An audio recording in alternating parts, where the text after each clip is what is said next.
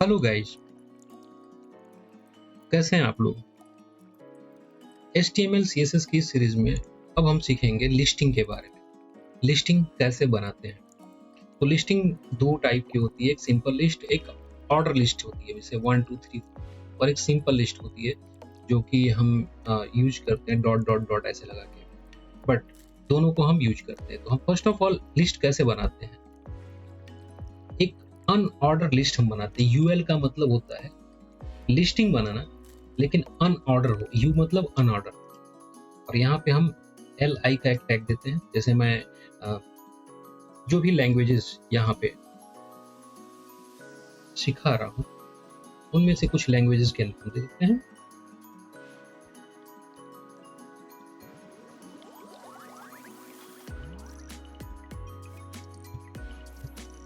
और यहाँ पे HTML CSS रन कराते हैं इसे। ओके, ये अनऑर्डर्ड लिस्ट है, कोई ऑर्डर नहीं है, डॉट डॉट डॉट आ रहा है यहाँ। और यहाँ पे अगर ऑर्डर लिस्ट ले लेंगे OL,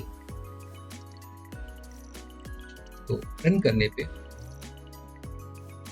1 2 3 ऐसे करके ऑर्डर वो आएंगे। तो ऑर्डर लिस्ट और अनऑर्डर लिस्ट में ये डिफरेंस है। अब चलो अनऑर्डर लिस्ट यहाँ पे हम यूज करते हैं। और 1 मिनट,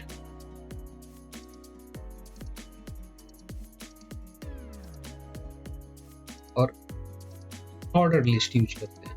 तो अनऑर्डर लिस्ट का जो प्रोग्राम है, अब आप देखो रन करने पे ये ऑर्डर लिस्ट है, सॉरी अनऑर्डर लिस्ट है, और ये ऑर्डर लिस्ट है 1 2 3 4। तो हम यहाँ पे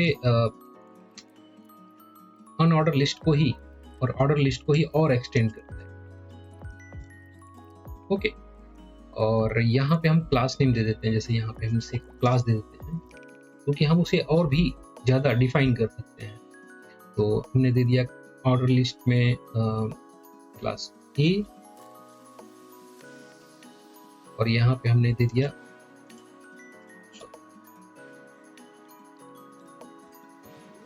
क्लास B।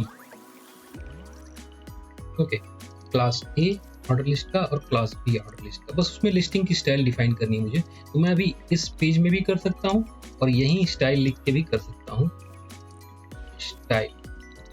ओके, और मैं देना चाहता हूँ जैसे क्लास A जो है, तो डॉट A, इसकी क्या स्टाइलिंग होगी, और जो B है वो ऑर्डर लिस्ट है, बट उसकी क्या स्टाइलिंग होगी वो हम यहाँ पे देंगे।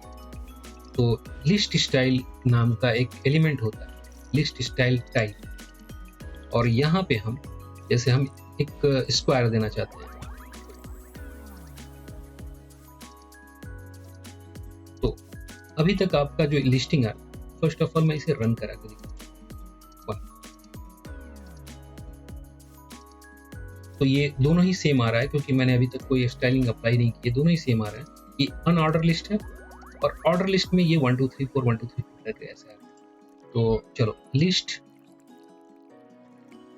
स्टाइल टाइप में हम आते हैं और इसे स्क्वायर देना चाहते हैं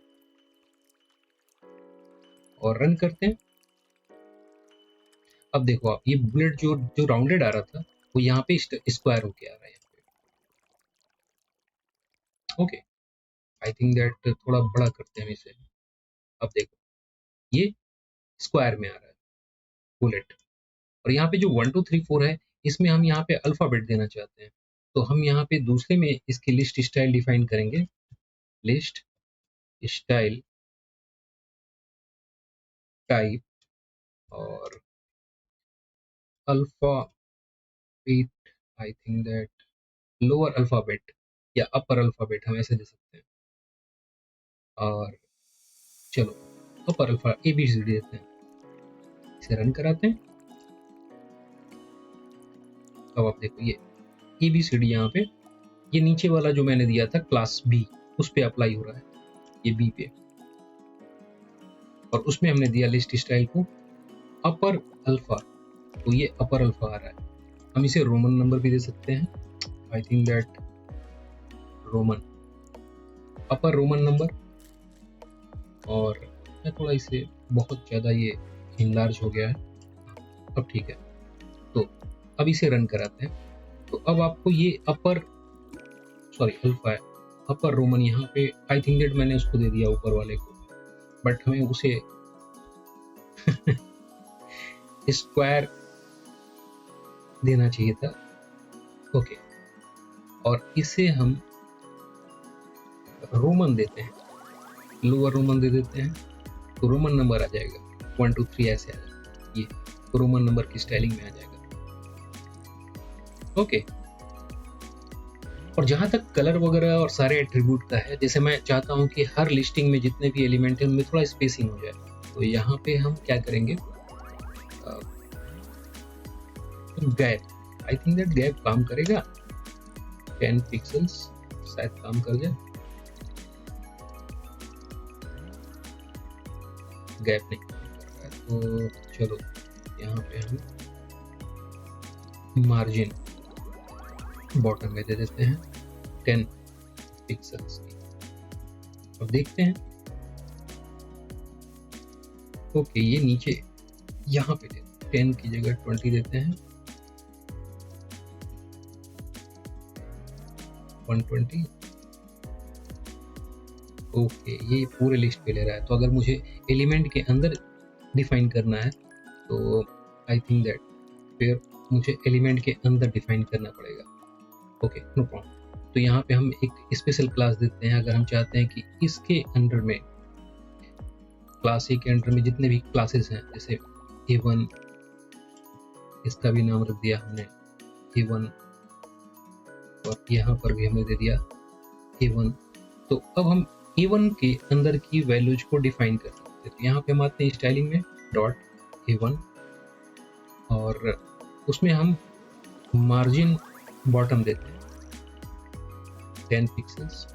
तो अब आप देखोगे काफी आपको डिफरेंस देखने को मिलेगा, स्पेसिंग उसमें बढ़ गई। यहाँ पे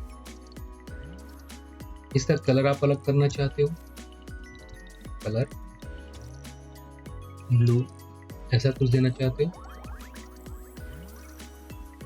ओके, और कुछ और एलिमेंट देना चाहते हो तो वो आप दे सकते हो, जैसे फॉन्ट की साइज में मार्जिन, चलो मार्जिन तो अजीब सा लग रहा है, फॉन्ट साइज थोड़ा बढ़ाना चाहते हैं उसका, तो हम यहीं पे दे सकते हैं फॉन्ट। अच्छा हाँ, फॉन्ट फैमिली, मैंने फॉन्ट के बारे में नहीं बताया आपको बहुत कुछ। फॉन्ट साइज हम दे सकते हैं जैसे 20 पिक्सल्स। अब यहाँ पे आप थोड़ा फॉन्ट के बारे में भी सीखेंगे, और फॉन्ट फैमिली, अब यहाँ पे हम कुछ फॉन्ट लेते हैं, रोबोटो,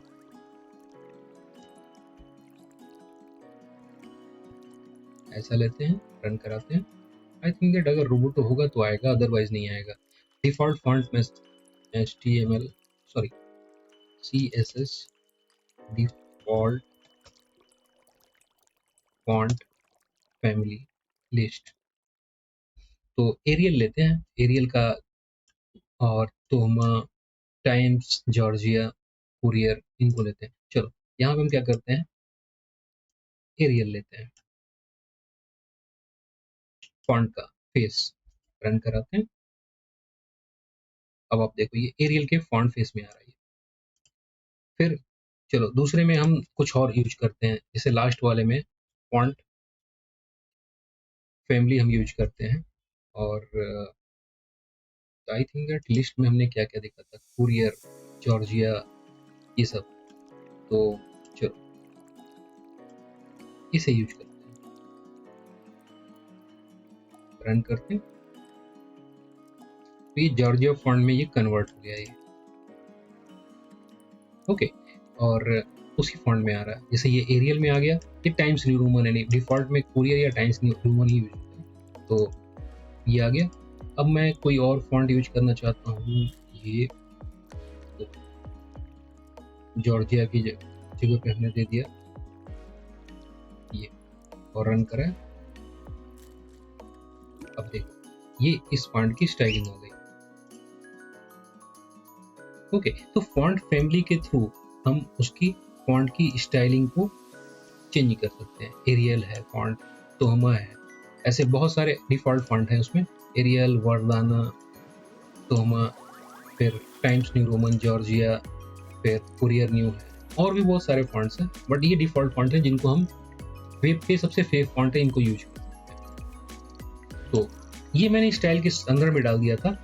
अगर आप स्टाइल के अंदर नहीं डालना चाहते हैं तो स्टाइल के टैग को डिलीट कर दीजिए, और आपका स्टाइल शीट वाली फाइल यहाँ पे इंपोर्टेड है, तो ये सारा कोड उठा के आप इसके अंदर डाल दीजिए। टेबल का मैंने कोई बात नहीं, ये सारा कोड मैंने यहाँ पे ऐड कर दिया, आप देख पाओ।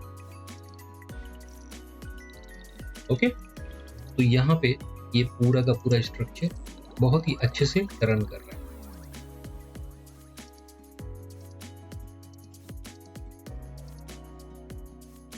और ये CSS बहुत ही इजी है, आपको बस एक बार प्रैक्टिस की देरी है, उसके बाद आप कैसे भी यूज कर सकते हैं।